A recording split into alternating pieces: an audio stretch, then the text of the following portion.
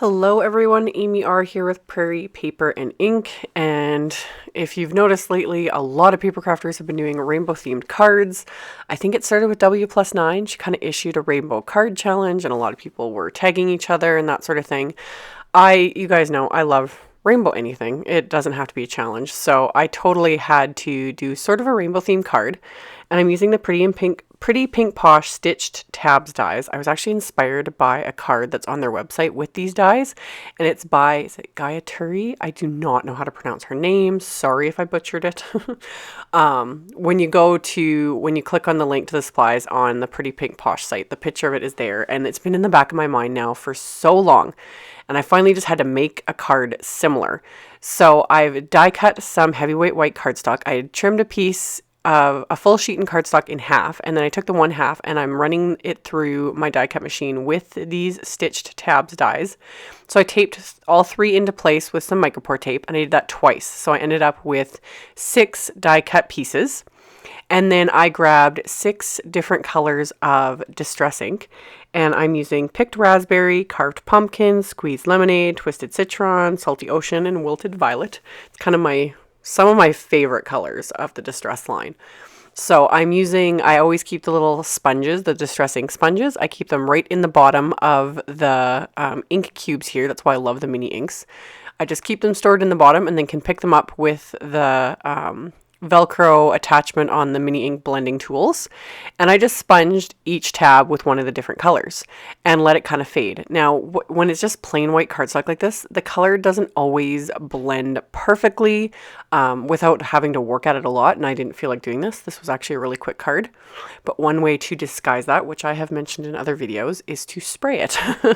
So even though this is just white cardstock and not like watercolor paper or anything like that, when you spray it with water, it affects it really, really quickly. So I sponged all the colors on, and then I just laid this out on top of my scratch paper and spritzed it with my distress sprayer, which I absolutely love. I don't know how I lived before this thing, because I am really not good at getting good splatters any other way.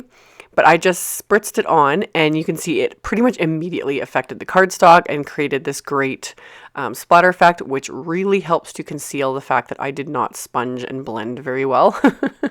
So once I was done with all of that, I am going to score the first piece here of that white cardstock. So it's 4 1/4 by 11 inches, and then scored at 5 1/2. So standard A2 size top folding card. And then I quickly lined up the tabs to make sure I had enough that I wasn't going to have major gaps with all of these colors. I was hoping I would only have to do just these 6. I didn't want to have to repeat colors. I wanted just a set rainbow. My OCD was kind of acting up again here. So I made sure they fit, and I was happy with that. So then I flipped them all over and applied all my adhesive. That's also one way to make this card even faster, is I applied all the adhesive at once, and then flipped them back over and adhered them starting from the top with the pink piece, and then just working my way all the way to the bottom and leaving a little bit of a gap there so you can kind of see it fading to white. It just kind of made everything pop just a little bit more. And then to create a couple of sentiments, I have the Pretty Pink Posh Birdie Friends stamp set. And there was 3 sentiments in the set that I really liked, and I couldn't decide which one to use, so I decided to use all 3. So I pulled them out in a black strip of cardstock that I treated with my anti-static powder tool. And then I lined up all the sentiments onto acrylic blocks. People have mentioned I have a lot of acrylic blocks. I used to do, product videos and things like that, so I have quite the collection. So obviously if a person only has one, you just do one at a time.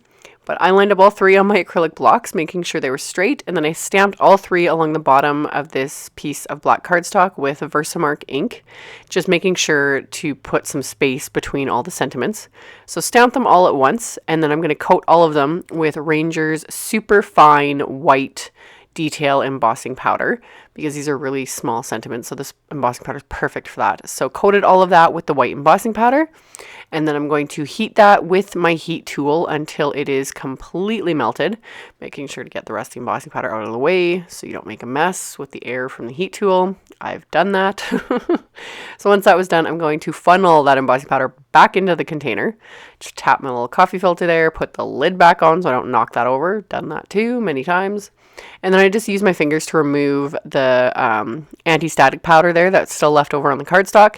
Then I'm using my paper trimmer to trim this down, and I just use a little wire guide there to kind of see where I'm trimming so I can trim all the excess cardstock off of here. And then once that's done, I thought about using foam tape to adhere these to the front of the card, just to have them popped up for some dimension. And then decided to keep them flat because this is the type of card you could easily just pop in the mail, not have to worry about extra postage, anything like that. So I just applied some ATG adhesive to the back of this, popped the 2 of them onto the card front, and then the last one onto the inside of the card, and that finished it off. So I will have a link to my blog post with pictures of everything, as well as links to all the supplies used, links to the different colors of distress ink. All that info is in the description box below the video, so check that out below if you are interested. Thank you all so much for watching, subscribing, thumbs upping, and commenting on my videos. I really, really appreciate it, and I will see you guys very soon in the next one. Bye!